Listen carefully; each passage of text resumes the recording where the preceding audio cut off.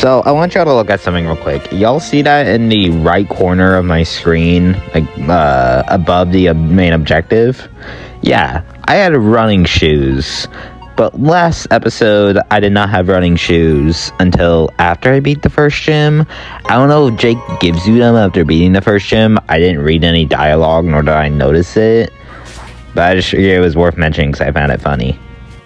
Honestly, for this route, I hope we get something like a pseudo, maybe. Another pseudo. I'm expecting like Beldum or something like that. So, I don't know. Let's see what we're going to get before we make any assumptions, alright? Alright, cool.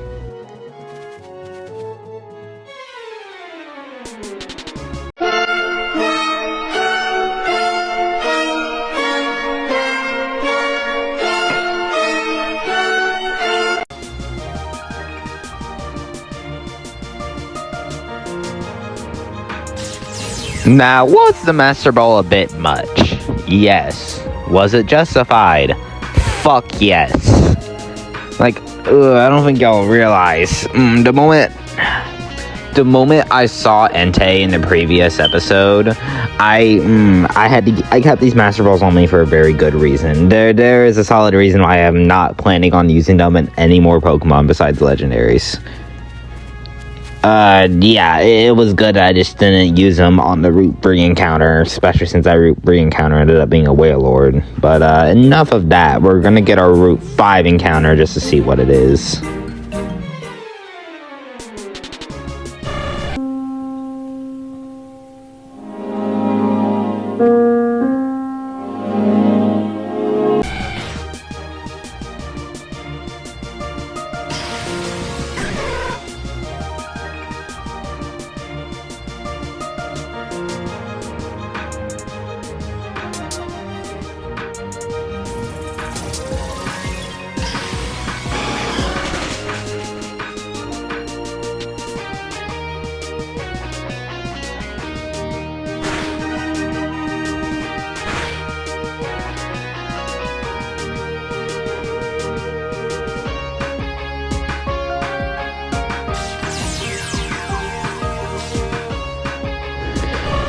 Now, ignore what I'm doing here because I tried catching it with a couple Great Balls before I decided to just Master Ball it later on. But I basically didn't want to waste any more Master Balls in case I came across something stronger. But at the same time, I did not want to pass up on a Pokemon like Articuno. Because Articuno is pretty powerful. Not as strong as the other legendaries, obviously, since Articuno isn't a box art legendary, so its stats likely aren't as great. Don't quote me on that. I don't pay attention to stats like Articuno since I never really use an Articuno that often. I used them in my Pokemon Red playthrough, but in my Pokemon Fire Red playthrough, and that's about it. Even then, it didn't stay on the team long because after I got Moltres, I kind of booted it off, but. So yeah, no, eventually I decided to just go ahead and use the Master Ball, so I don't know why I didn't start off with that. I was gonna end up using it anyway.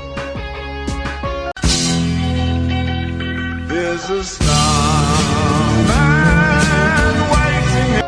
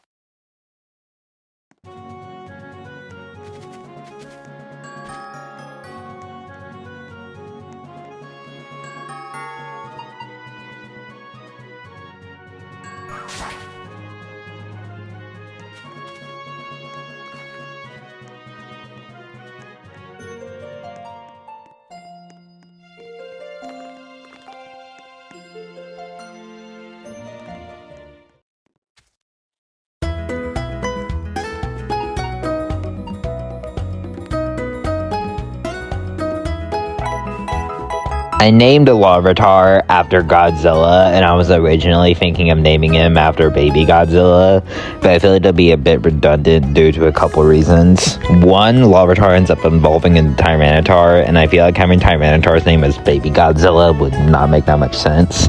Plus, it doesn't really make much of a difference because Baby Godzilla ends up living to Godzilla's legacy after he dies to destroy her. And the Heisei, however you pronounce that, in that series, he ends up living up to Godzilla's legacy after Godzilla dies to destroy her at the end of the movie. So I figured that the name was still fitting regardless.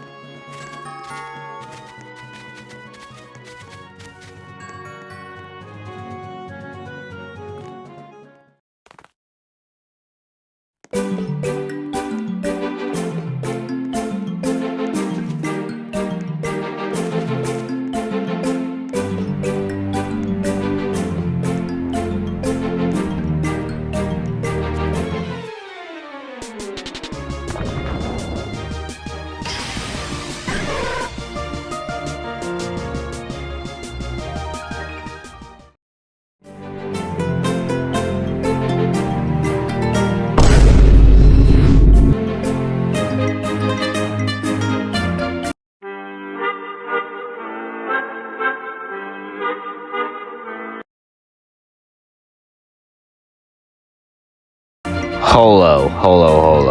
I'm on to you. Why did you give me a technician Moltres? I mean, I'm glad about it, but like, why are you giving me such a good Pokemon with such a broken ability for lower powered moves? Because are you setting me up?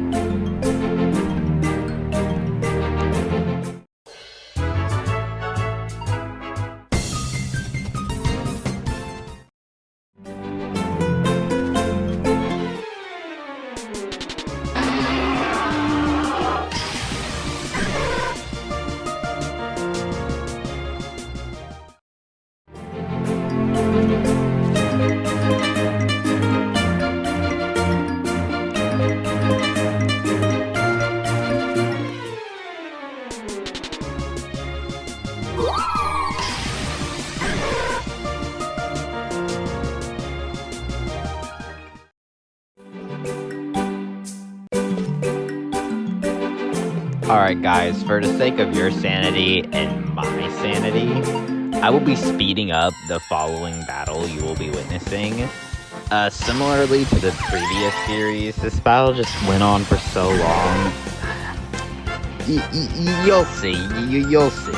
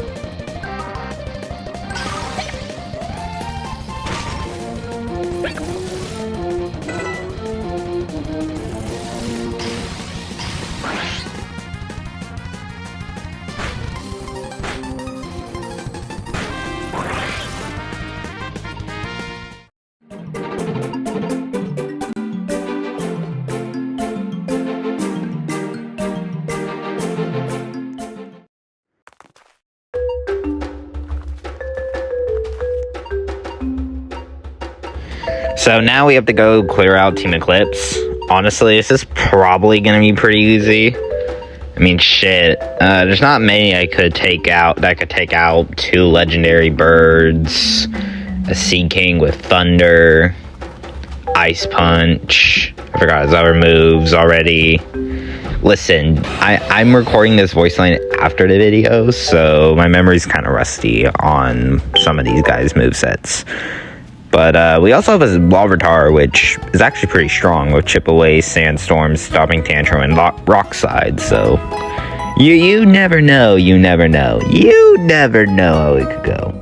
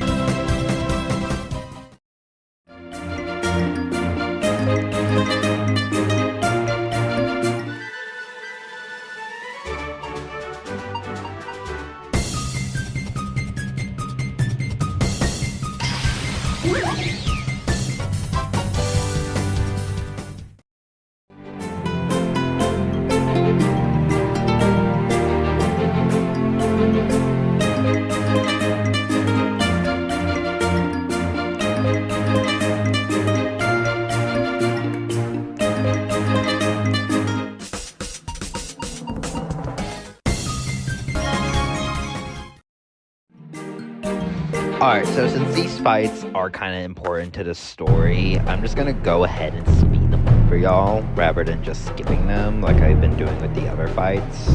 Because I've had to edit over 48 minutes worth of footage, and I'm trying to like cut it down without leaving out major content, but I don't want to leave out story-based battles. But well, before I do that, we're gonna get our encounter here first and see what we get.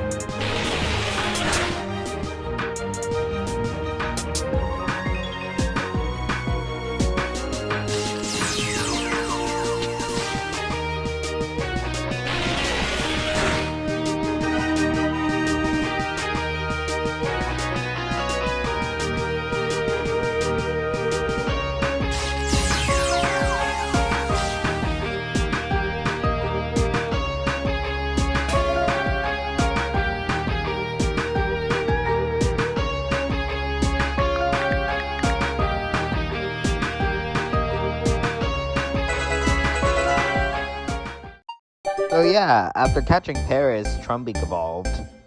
Honestly, I've never used this Pokemon in my life, so I did not know when it was going to evolve into a Toucanon, but honestly, seeing Toucanon's insane 120 attack, this is a pretty strong Pokemon.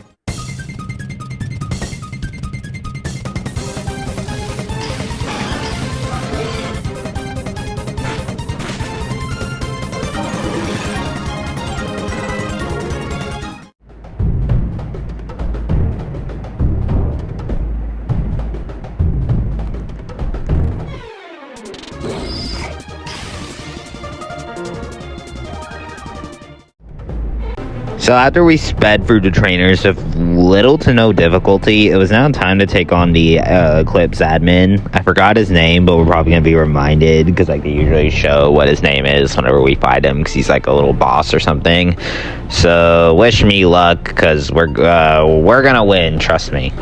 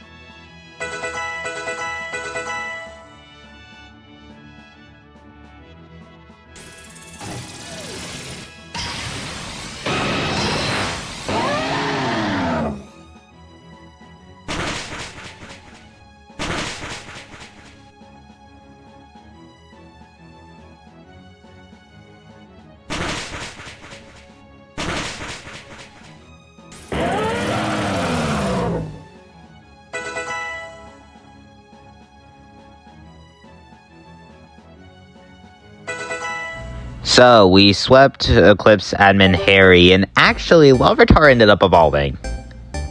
Yeah, I wasn't sure when he evolved, but him evolving at the level 30 mark actually makes sense, and is pretty accurate for a pseudo legendary. I knew he was about to evolve, but I didn't know the exact level, but it's very nice that this happened.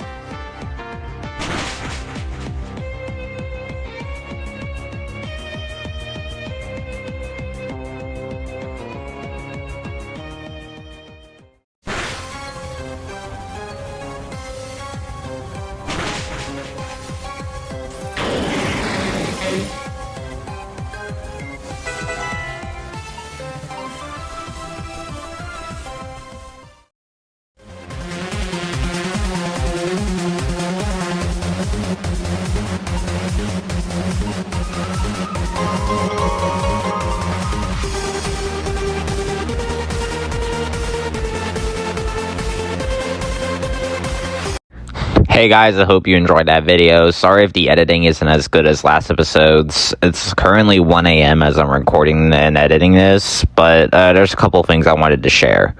One, while editing the segment that I caught Paris at, I actually did not realize this until after the recording. I just forgot to include it in the edited version. Paris is not actually a crab. I know some of y'all are going to push up your glasses and tell me, oh, but that was obvious. First of all, shut up. No, it wasn't. It looks like a crab, so I thought it was a crab. So, Mr. Crab's name doesn't even make any sense. Second of all, sorry if I'm, similar to the editing, sorry if my voice sounded unenergetic or anything like that. It's again 1 a.m. and I'm about to go to sleep, so I hope y'all enjoyed that, and I'll see y'all next time.